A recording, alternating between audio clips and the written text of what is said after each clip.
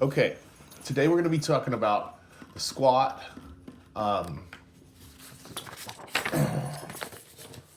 why you should be doing the squat, and why it's a safe movement, and particularly safe for the hips and the knees. So when we talk about squatting and exercising, if you're doing it for the purpose of strength training, there are specific ways that we want to. God damn it! No, shut up. There's specific ways that we want to configure the exercises to get the most use out of them.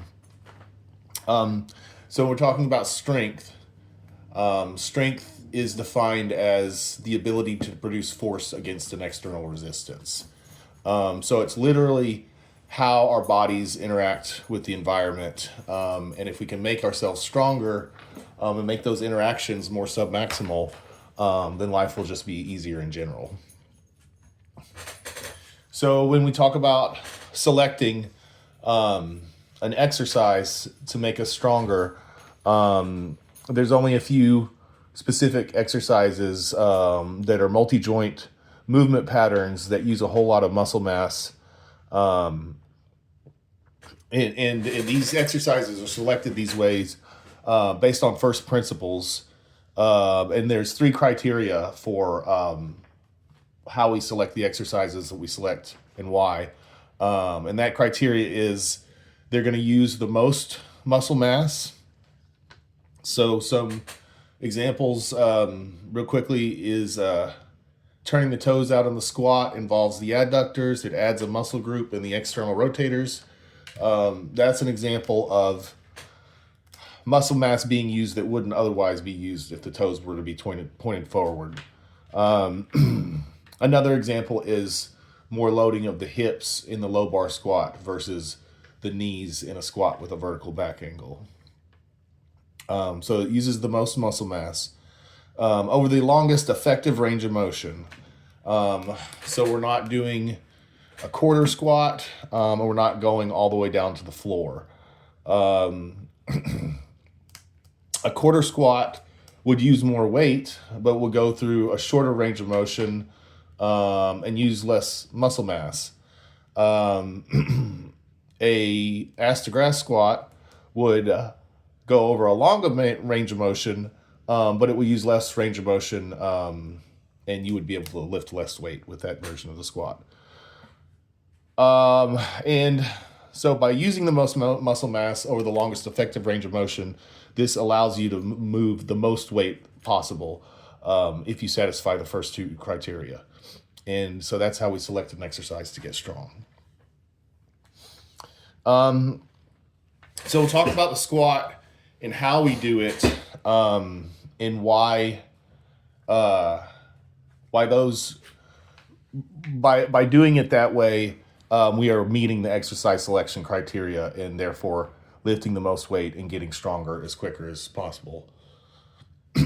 So the first thing to talk about in how we do the squat, the low bar squat, is the bar position. So the bar is placed just below the spine of the scapula. And when you do this and you adduct your scapula together, it creates a shelf on your back for the bar to jam under. And that shelf is created by the posterior deltoids in the upper trapezius muscles. This is the lowest position that we can get the bar into before it would probably start to roll down our backs if we had it any lower. Conversely, if you put it high on the back, it'll start to roll forward. So why do we want to put the bar low? Because when we put the bar low, the lowest position we can get the bar creates then the most horizontal back angle that we can create when we squat. It requires us to lean over to stay in balance when we put the bar lower on our back. So a horizontal back angle creates a long moment arm between the bar and the hips, and therefore recruits a lot more muscle mass than a different version of the squat, which would result in a more vertical back angle. Those versions of the squat, the front squat and the high bar, place a short moment arm on the hips and a longer moment arm on the knees, which are smaller muscle groups than the hips. Leaning over and reaching the hips backs recruits the posterior chain as a whole better. This includes the glutes, the adductors, the hamstrings, and even the back erectors. This is a much bigger muscle group than just the quadriceps, and therefore loading them by leaning over and training the posterior chain this way gets you stronger. It's pretty obvious that you can low bar squat more than front squat.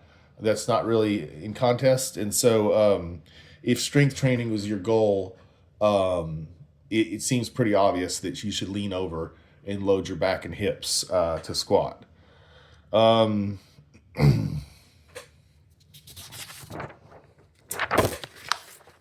Okay, so the other thing about how we squat after the bar on the back is the eye gaze. So we look down when we squat. This keeps our cervical spine in neutral alignment, allows you to use your hips better, and it's a better reference point. It's a better balance point for you to look at because it's closer to you as opposed to looking up at the ceiling. The other thing that we do in the squat is the stance. And so we turn our toes out 30 degrees.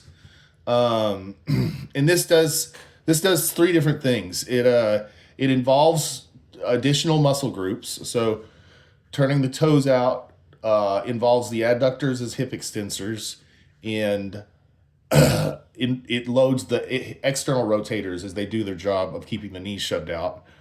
And then it gets the femurs out of the way of the hips so that we can go to full depth.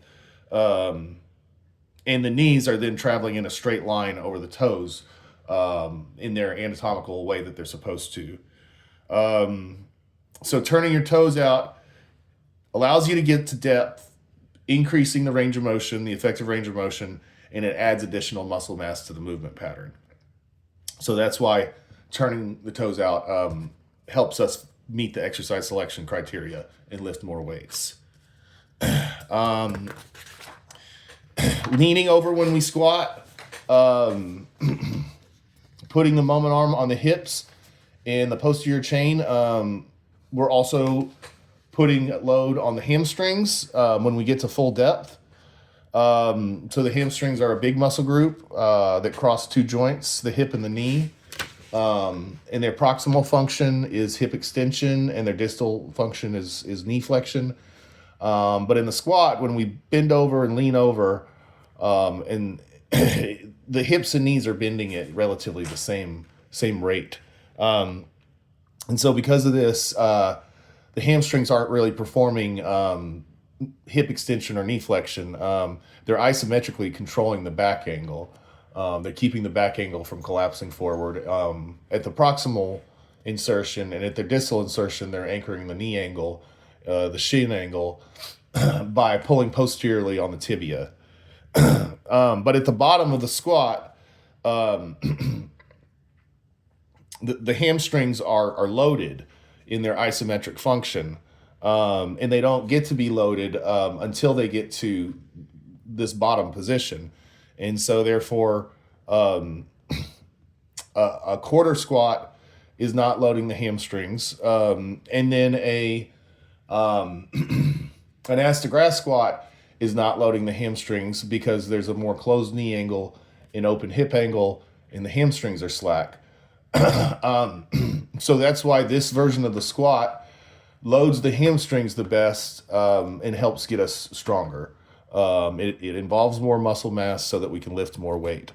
And then the other thing about the bottom position with the hip crease just below the patella and the hamstring in this relative resting length anchoring the shin and the back angle.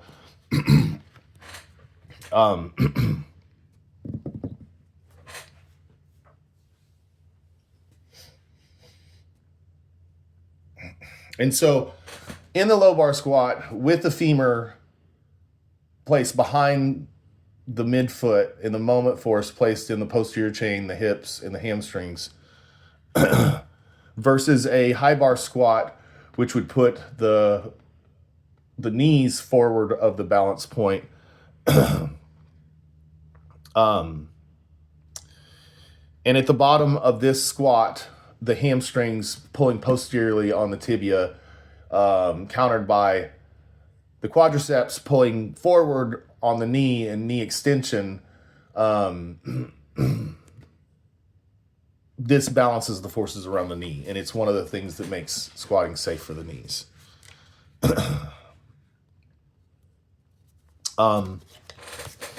And the other thing about leaning over and putting the moment load in the hips is that we get to strengthen the hamstrings proportionately to the quadriceps doing their job of knee extension out of the bottom.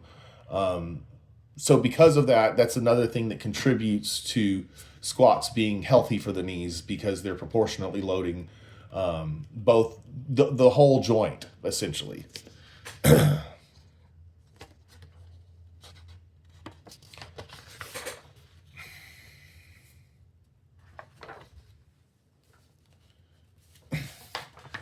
So those are all reasons why we should do the low bar squat the way that we have it set up. Talked about the setup of how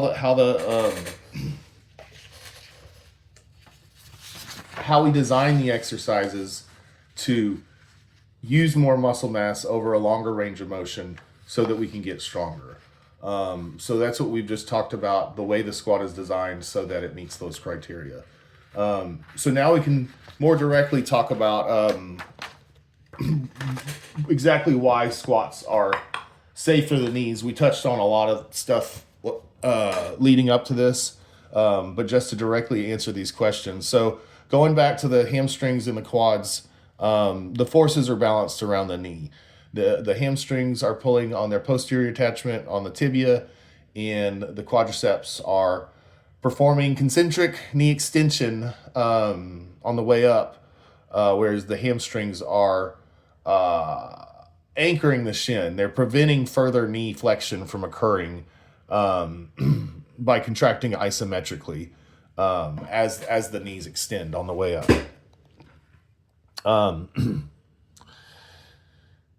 The next thing that makes the squat safe, and again, we talked about this again, when we turn our toes out and shove our knees out with our external rotators, it allows the femurs to track straight over the toes in a straight line. And that's the way the knee works. It's a hinge joint. It bends and straightens. There can be a little bit of lateral medial movement, but mostly it just bends and straightens in a straight line. And so when we turn our toes out and shove our knees out, that accomplishes that for us. And then the last reason why it's safe for the knees is because, as we've discussed before leading up to this, it is a hips dominant movement. So we're intentionally placing the moment arm on the hip so the hip muscles do most of the work.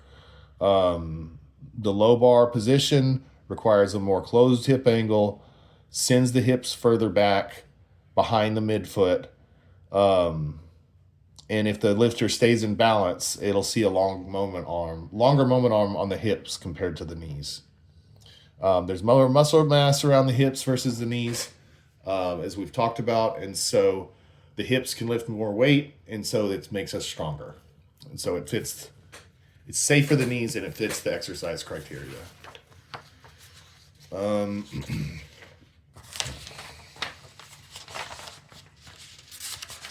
So we can talk about how forces are, or why squats are safe for the back.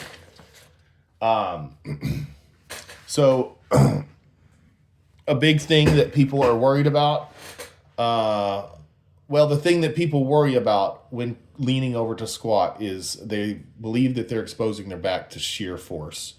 But that's not actually what's occurring. Because a whole lot of things are happening to protect the spine when we lean over and load our hips. The muscles are contracting around the spine, so the back erectors are holding the back in neutral extension The lateral trunk muscles are contracting around the spine. And then in the front, there's pressure from the stomach and the fluid in the stomach and pressure from air in your lungs, all pushing on the front end of the spine. And all of these things are working together to hold the back in rigid neutral extension, and resist flexion and rotation. And that's the function of the back, is to stay upright, and not collapse over. And so the back is not exposed to shear force because the muscles are doing their job of holding it straight when we squat. We take a big held breath with the Valsalva, and that's what contracts the muscles around the spine. It does a few other things too that protect us, including opposing the cranial pressure by increasing the cerebrospinal fluid in our spine. That pressure increase from the held breath is part of what creates that pressure in the lungs. So the Valsalva is what holds our back flat when we squat. And so when those back erectors are keeping the back flat so that all the force from our hips and knees straightening out goes into the bar, they're getting stronger. And so when you incrementally load the back and make it stronger when it's participating in the movement pattern and keeping the back flat, then you have a healthier back that's less injury prone.